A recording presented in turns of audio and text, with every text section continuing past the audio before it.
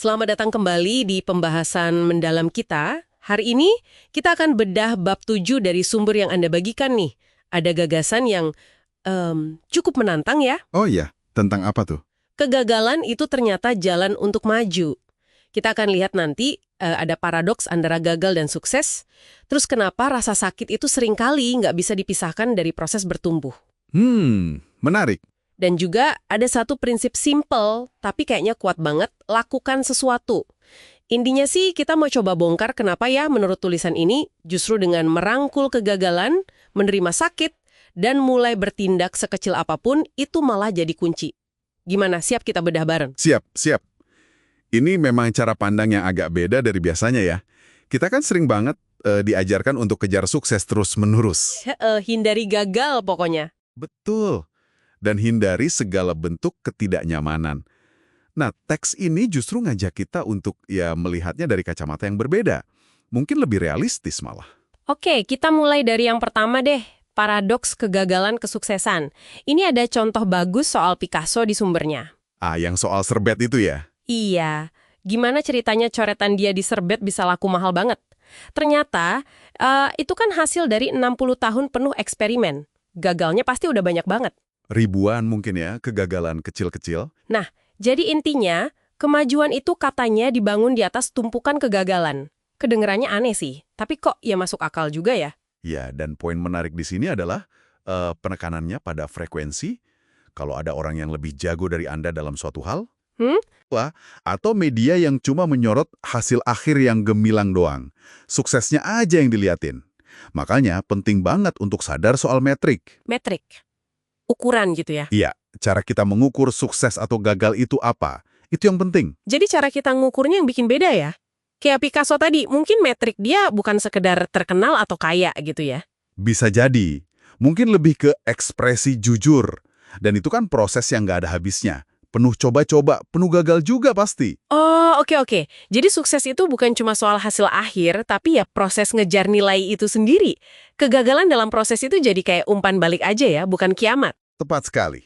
Bukan akhir dari segalanya. Nah, ngomong-ngomong soal menerima kegagalan, ini nyambung banget ke poin berikutnya nih, soal rasa sakit. Katanya rasa sakit itu bagian dari proses. Betul.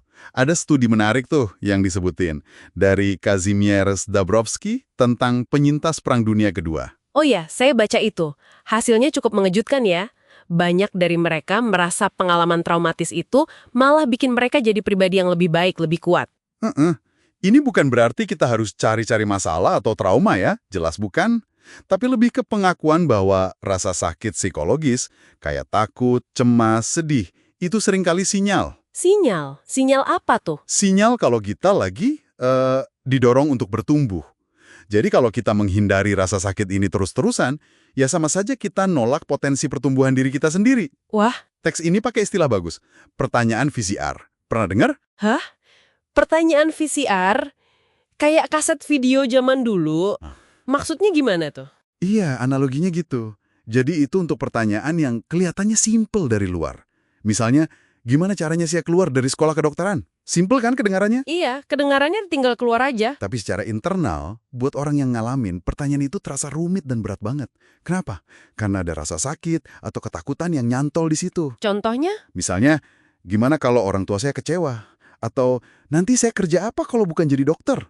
Nah, kita jadi macet di situ, nggak bisa gerak. Karena nggak bisa misahin antara perasaan kita soal masalah itu sama kenyataan masalahnya itu sendiri ya? Ketat, kita lebih takut sama bayangan konsekuensinya, sama rasa sakitnya, daripada masalah realnya. Oke. Ini sering kejadian banget sih. Nah, kalau udah kejebak gitu, gimana solusinya menurut teks ini? Ada nggak? Ada dong. Disinilah muncul prinsip lakukan sesuatu. Ini praktis banget. Lakukan sesuatu, oke. Penulisnya cerita soal nasihat guru matematikanya dulu. Katanya, kalau mentok sama soal matematika, jangan cuma dipelototin aja kertasnya. Terus ngapain? Coba kerjakan aja. Mulai dari mana kek, tulis apa kek yang kepikiran. Ternyata tindakan itu bukan cuma hasil dari motivasi, tapi bisa juga jadi penyebab motivasi juga. Ini yang menarik. Wah, logikanya dibalik ya. Biasanya kan kita mikir nunggu inspirasi dulu atau nunggu mood bagus, baru termotivasi, terus baru bergerak. Nunggu wangsit gitu ya. Ini malah Bergerak dulu, nanti inspirasi sama motivasi bisa ngikut. Gitu. Persis, lingkarannya jadi kebalik. Tindakan, inspirasi, motivasi.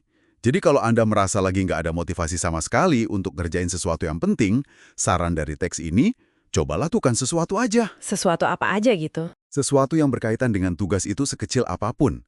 Nggak perlu sempurna, nggak perlu bagus.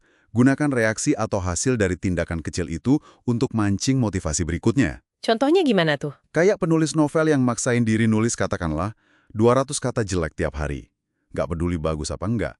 Justru tindakan menulisnya itu yang akhirnya bisa memicu ribuan kata bagus lainnya. Jadi kayak mancing ya, lempar umpan kecil dulu. Bisa dibilang gitu. Yang penting ada aksi awal.